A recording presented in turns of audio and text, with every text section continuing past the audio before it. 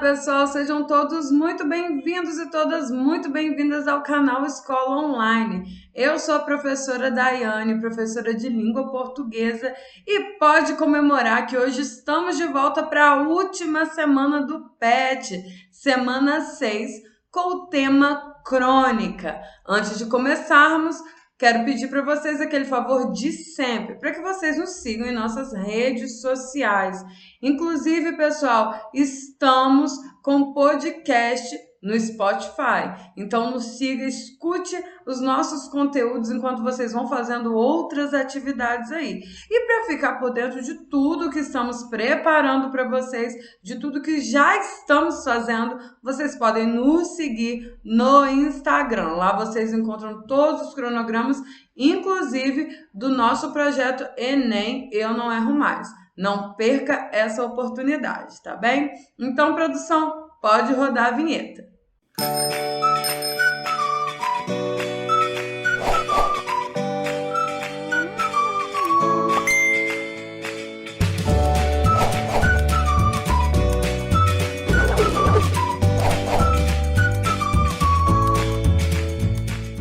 Hoje vamos falar sobre o gênero crônica. E o que é crônica, pessoal? É um gênero literário, como nós sabemos, que remonta ao vocábulo grego crônicos, que significa o quê? Tempo, né? Então, ao ler uma crônica, estamos diante de um gênero textual onde a questão temporal é fundamental. E por quê? Vamos lá. A crônica, gente, é um gênero textual curto, em prosa e narrativo, tá bem? A tipologia dele é narrativa. Ele é típico de jornais e revistas, e seus temas, em geral, são ligados à vida cotidiana urbana. Mas essa questão, né, da crônica, né, do tempo aí, está muito ligado à questão que a crônica vai trazer aí uma análise crítica sobre contextos e circunstâncias. Então, esses contextos e circunstâncias estão demarcados naquele momento em que a crônica foi produzida. Tudo bem? E ele tem um objetivo aí de levar o leitor a pensar sobre a vida, sobre o mundo, a partir de um pequeno evento cotidiano.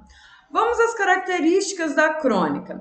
Temas comuns relacionados ao cotidiano, principalmente aí ao cotidiano das cidades, ao cotidiano urbano. Então, são temas, gente, que, digamos assim, eles são bem comuns da nossa realidade, a nossa realidade. Tá bem? Outra coisa, como eu falei para vocês sobre a questão do tempo, ele é efêmero. Ele não é como um gênero, como o romance, como um conto, porque ele está localizado num recorte de tempo exato, né? Outra questão, nessa tipologia narrativa, ele vai trazer aí, né? A crônica vai trazer reflexões e argumentações acerca daquilo, do tema que está sendo tratado. E também nós encontramos aí uma língua, né, um registro linguístico mais simples ou até mesmo coloquial. Tudo bem? Vamos aqui aos tipos de crônica, alguns tipos, porque existe uma grande diversidade de crônica. Nós temos a crônica histórica, que vai remontar aí, que vai contar sobre algo, né? Um evento histórico. A crônica humorística, que apresenta muita ironia, que quer aí, né, tem o objetivo de provocar o humor. Temos a crônica jornalística, que vocês vão encontrar muito facilmente em jornais e revistas, falando sobre algum tópico da atualidade ou sobre alguma questão mais íntima daquele autor, mas que é uma questão, por exemplo, compartilhada por todos, tá? Ou pela maioria das pessoas. E a crônica filosófica, que tem como seu objetivo principal trazer aí reflexões. Tudo bem? Espero que eu tenha ajudado vocês. Vamos passar para as nossas atividades de hoje. Aqui nós temos o texto da Clarice Lispector, As Três Experiências. Nesse texto, né, nessa crônica, Clarice fala sobre as três coisas mais importantes da sua vida, as suas três experiências. A primeira é amar, A segunda é escrever e a terceira é criar seus filhos. E aí ela vai discorrer nessa crônica sobre essas três coisas importantes em sua vida.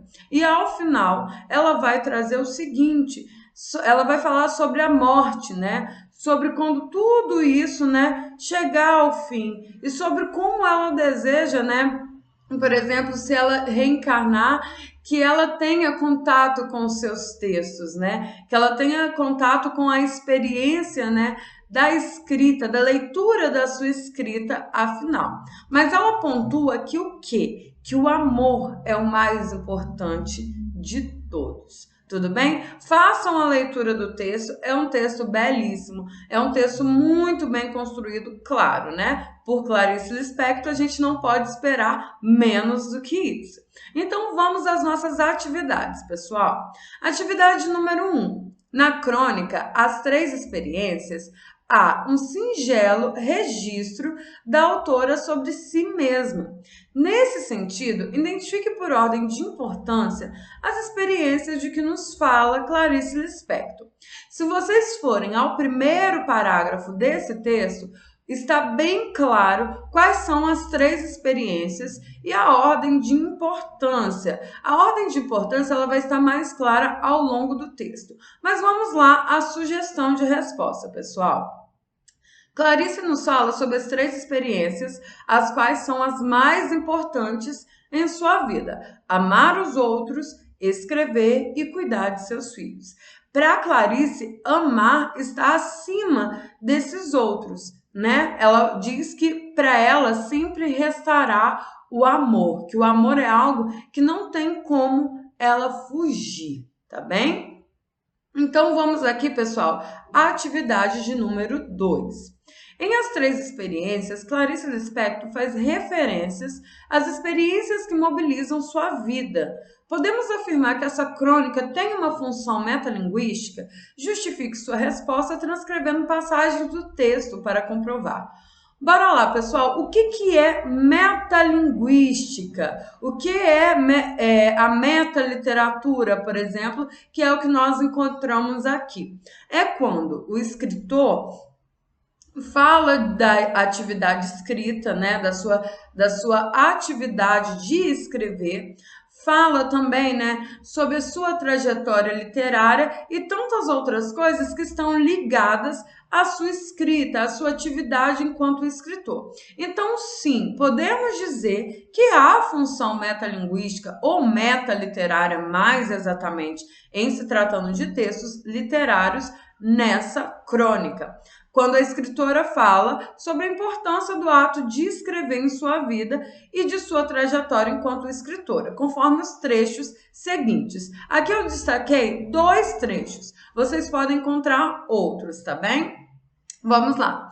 E nasci para escrever, a palavra é meu domínio sobre o mundo.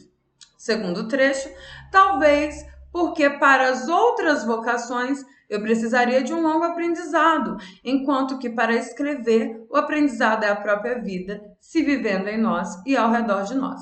Então, aqui ela fala sobre o fato dela ter nascido para escrever, o porquê escrever é tão importante para ela, e depois ela fala, né, que para escrever necessita-se de um aprendizado que só é para ela, né, só é vindo, né, só é originado da própria vida, né, da sua própria experiência enquanto ser humano. Tudo bem? Vamos lá à atividade de número 3. Embora Clarice enfatize o amor aos outros nas 3 experiências narradas, o que a faz optar pela literatura? Que sentido a afirmação, a palavra é o meu domínio sobre o mundo, assume no contexto? Então, Clarice deixa claro que para ela, amar os outros está acima da experiência de escrever, né? E por quê? Então, vamos à resposta, pessoal. Lembrando que é uma sugestão, vocês devem fazer com as palavras de vocês. Segundo a escritora, ela nasceu para escrever. Escrever é a sua vocação. Embora depois ela traga para a gente, né, traga aí no seu texto, que escrever, ela pode parar um dia de fazer isso, né? Que a escrita pode abandoná-la, mas o amor jamais, né? Que o amor sempre resistirá em sua vida. E qual é o sentido aí da afirmação "a palavra é meu domínio sobre o mundo"?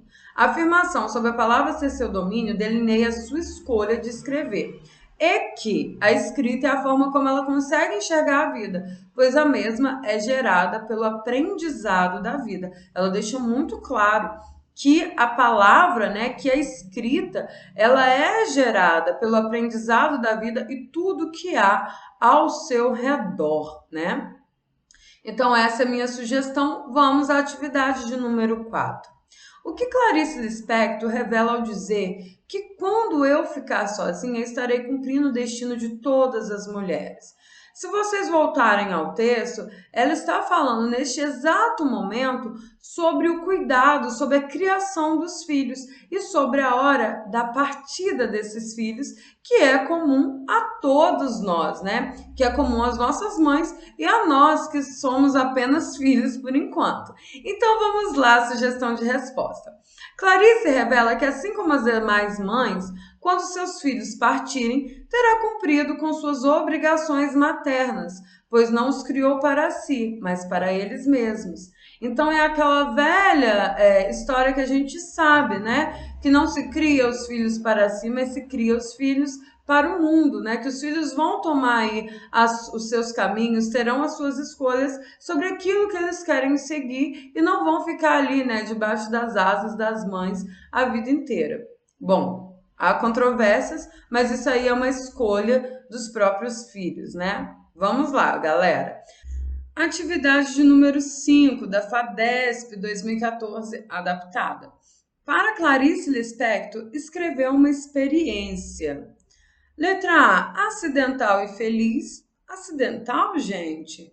O que ela diz sobre isso? Ela diz que ela tem uma vocação que ela escolheu escrever. Então, letra A gente já corta. Letra B, inevitável e ardente. Mais uma vez, ela escolheu escrever. Então, letra B está incorreta. Letra C, necessária, fatal e alegre. É necessária? Pode ser. Mas fatal e alegre, ela traz isso no texto? Não, né? Letra D, dolorosa, intensa e renovadora. O que vocês acham? No texto, fala um pouquinho sobre isso. Mas vamos à letra E, necessária e de grande aprendizado. É necessária, mas ela não fala que é de grande aprendizado. Ela fala que necessita do aprendizado da vida. Então, a letra correta é a letra D. Por quê? Vamos voltar um trecho do texto. Olha só o que ela diz. Adestrei-me desde os 7 anos de idade para que um dia eu tivesse a língua em meu poder. E, no entanto, cada vez que vou escrever, é como se fosse a primeira vez. Cada livro meu é uma estreia penosa e feliz. Então, é o quê? O penoso aí pode ser doloroso, né? Essa capacidade de me renovar toda à medida que o tempo passa é o que chamo de viver e escrever. Então, gente, olha aqui, a capacidade de me renovar. Então, a escrita para ela é a dolorosa, tem essa intensidade, né, que é chamada de viver e escrever, né, e ela é, sim, renovadora. Então, a letra correta é a letra D. Vamos aqui à atividade número 6 do Objetivo de 2014 adaptada. Pode-se afirmar que o recurso presente neste texto é o ou a. Vamos lá. Letra A. Emprego do diálogo que empresta veracidade aos fatos apresentados. Há diálogo, pessoal, nesse texto? Isso eu tô falando assim, diálogo entre personagens, tá bem? Não há. Então, letra A está incorreta. Letra B, opção de linguagem coloquial que se desvia do padrão culto na maior parte do texto. Bom, a gente não vê isso de forma alguma. A escrita de Clarice Lispector é totalmente culta, totalmente formal. Letra C, uso de enumerações que adicionam argumentos ou exemplos. Não, pessoal, embora ela fale de 3 experiências, ela não vai enumerando essas experiências, tá? Porque ela vai e volta nelas ao longo do texto, tá bem? Letra D. Uso da ficção, mesmo reproduzindo sentimentos experimentados pela autora. Bom, apesar da gente pensar que a crônica ela pode ser ficção, aqui Clarice está falando de coisas que são verdadeiras para ela, né? Ela está falando da sua própria experiência. Então vamos dizer que a letra D também não está correta. Letra E, uso da linguagem figurada para criar múltiplos significados para as palavras. Se formos analisar a escrita, o texto da Clarice Lispector, nós vemos que a letra E está correta sim, porque aí, olha, trouxe aqui alguns exemplos para vocês de figuras de linguagem presentes nesse texto. Adestrei-me desde os 7 anos de idade.